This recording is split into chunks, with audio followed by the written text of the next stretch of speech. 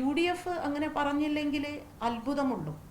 നമ്മളിപ്പോൾ അങ്ങേയറ്റ സമൂഹവും മാധ്യമങ്ങളും കത്തിച്ചപ്പോഴാണ് മാങ്കൂട്ടത്തിൻ്റെ വിഷയത്തിൽ പോലും ഒടുവിൽ പാർട്ടി അങ്ങനെ ഒരു തീരുമാനമെടുത്തത് എന്ന് പറയുന്ന UDFിൻ്റെ കൺവീനർ UDF ഭരണത്തിൽ വരുമ്പോൾ ഇങ്ങനെ ആയിരിക്കുമോ സ്ത്രീകൾക്ക് നീതി തരാൻ പോകുന്നത്? അതായത് അവർ ഒരു പക്ഷേ UDF ഭരണത്തിൽ വന്നാൽ ഏതെങ്കിലും ഒരു അതിജീവിത കോടതിയിൽ ഇതുപോലൊരു ആവശ്യവുമായി ചെല്ലുമ്പോൾ പിന്നീട് UDF ആ വിഷയത്തിൽ ഇടപെടില്ല എന്ന് UDFിൻ്റെ വാക്കുകളായിട്ടാണ് അദ്ദേഹം പറഞ്ഞത്. അത് KPCC അദ്ദേഹത്തെ തള്ളി എന്നൊക്കെ ഞാൻ പിന്നീട് അറിഞ്ഞു. പക്ഷേ അതൊക്കെയാണ് അയാളുടെ ധൈര്യം എന്ന് പറയുന്നത്. ഇത്തരത്തിലുള്ള രാഷ്ട്രീയത്തിലും സമൂഹത്തിലും സമ്പത്തിലും സ്വാധീനമുള്ളവരെല്ലാവരും അയാളോടൊപ്പമാണ്, സംഘടനകളിലും എല്ലാം അയാളോടൊപ്പമാണ് അവരെല്ലാവരും നിൽക്കുന്നത്. ഇവിടെ നമ്മൾ ഈ പറയുന്ന ഈ ന്യൂ ജനറേഷനുള്ള കുറച്ച് ആൺകുട്ടികളല്ലാതെ വേറെ ആരാണ് അവൾക്ക് വേണ്ടി ശബ്ദമുയർത്തിയത്? ആരും ഉയർത്തിയില്ല. ഇവിടെ വലിയ സ്റ്റാർസ് എന്ന് പറയുന്ന ഒരാൾ പോലും അവൾക്ക് വേണ്ടി, അവരാരും അവളെ കാണാനും പോയിട്ടില്ല.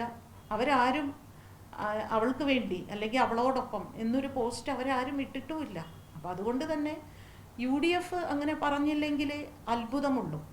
നമ്മളിപ്പോൾ അങ്ങേയറ്റ സമൂഹവും മാധ്യമങ്ങളും കത്തിച്ചപ്പോഴാണ് മാങ്കൂട്ടത്തിൻ്റെ വിഷയത്തിൽ പോലും ഒടുവിൽ പാർട്ടി അങ്ങനെ ഒരു തീരുമാനമെടുത്തത്. അതിൽ എനിക്ക് വലിയ അത്ഭുതം തോന്നുന്നില്ല.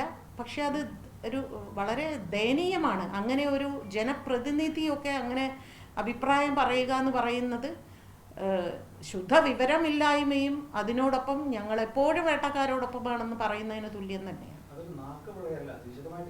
അതെ, അത് അങ്ങനെ അയ്യോ ഞാൻ അറിയാതെ പറഞ്ഞു പോയത് അങ്ങനെയല്ല. അത് വളരെ ഡീറ്റെയിൽ ആയിട്ട് അയാൾ എൻ്റെ സുഹൃത്താണ്. വളരെ വർഷം എനിക്ക് ആ കുട്ടിയെ പരിചയമൊന്നുമില്ല. ആ കുട്ടിക്ക് സംഭവിച്ചതിൽ എനിക്ക് വിഷമമുണ്ട്. അതൊക്കെ ശരിയാണെങ്കിലും അയാൾ എൻ്റെ സുഹൃത്താണെന്ന് പറയുമ്പോൾ വ്യക്തമായ ബോധ്യത്തോടു കൂടിയാണ് അദ്ദേഹം പറയുന്നത്. അപ്പോൾ ഇതിലൊക്കെ അദ്ദേഹത്തിൻ്റെയൊക്കെ എന്തെല്ലാം തരത്തിലുള്ള ഇടപെടലുകൾ ഈ കേസിൽ ഉണ്ടായിട്ടുണ്ട് എന്ന് കൂടെ നമ്മൾ പരിശോധിക്കണം, നമ്മൾ ചിന്തിക്കണം. പിന്നീട് കാര്യമായ മാറ്റം ഉണ്ടായി എന്നാണ് പല ആളുകളും പറയുന്നത്. ഹേമ കമ്മിറ്റി റിപ്പോർട്ട് വരുന്നു. ഹേമ കമ്മിറ്റി റിപ്പോർട്ടിന് അടുത്തത് അമ്മയുടെ തലപ്പത്തിന്റെ മാറ്റം വരുന്നു. നിർമ്മാതാക്കളുടെ സംഘടനയിൽ ചില മാറ്റങ്ങളൊക്കെ വരുന്നു. പക്ഷേ സ്ഥായിയായി ഇപ്പോഴും ഒരു മാറ്റം ഇല്ല എന്ന് തന്നെയാണ് കൃത്യമായിട്ട് പറയുന്നത്. ഇപ്പോൾ ഒരു സംഘടനയുടെ ഉള്ളിൽ പോലും ഇത്തരത്തിൽ വേട്ടക്കാർക്കൊപ്പം നിൽക്കുമ്പോൾ കാര്യമായിട്ട് ഒരു മാറ്റവും ഇതുവരെ സ്ത്രീകളോടുള്ള മനോഭാവത്തിൽ ഈ അമ്മയിൽ മാറിയിട്ടില്ല, അല്ലെങ്കിൽ മറ്റു സംഘടനകളിലും സിനിമാ മേഖലയിൽ തന്നെ മാറിയിട്ടില്ല എന്ന് വ്യക്തമാണ്. മാറിയിട്ടില്ല. കാരണം എനിക്ക് വളരെ വ്യക്തമായിട്ടറിയാം സംഘടനയ്ക്കുള്ളിൽ ഇത്തരം പരാതികൾ വരുന്നുണ്ട്.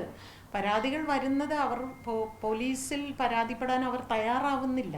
സ്ത്രീകൾ തന്നെ അവർ തന്നെ പറയുന്നുണ്ട് ഇത് സംഘടനയ്ക്കുള്ളിൽ ഒതുക്കി തീർത്താൽ മതി, ഇത് നിങ്ങൾ എനിക്ക് കോമ്പൻസേഷൻ വാങ്ങി തന്നാൽ മതി എന്ന് പറയുന്ന സ്ത്രീകളാണ് ഏറ്റവും അധികം. ആരും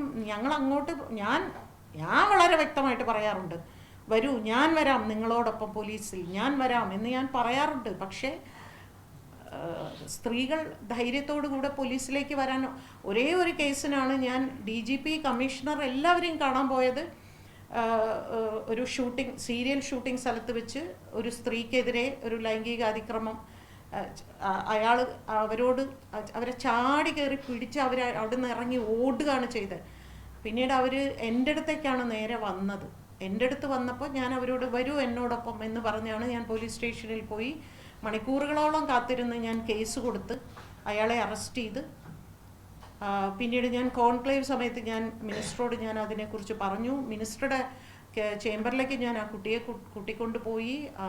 അതിന് വേണ്ടിയുള്ള വളരെ ശക്തമായ നടപടികൾ, എന്തായാലും കേസ് ഫയൽ ചെയ്തിട്ടുണ്ടല്ലോ, കേസിനോടൊപ്പം നമ്മൾ ഉണ്ട് എന്ന് മിനിസ്റ്റർ അവിടെ വെച്ച് പറയുകയും ഒക്കെ ചെയ്തപ്പോൾ 100 കേസ് നടക്കുന്നുണ്ടെങ്കിൽ 99 പേരും ഉള്ളിൻ്റെ ഉള്ളിൽ തീർക്കുക, 99 എന്നല്ല 99.9 ഉള്ളിൻ്റെ ഉള്ളിൽ അവർ തീർക്കുകയാണ് ചെയ്യുന്നത്.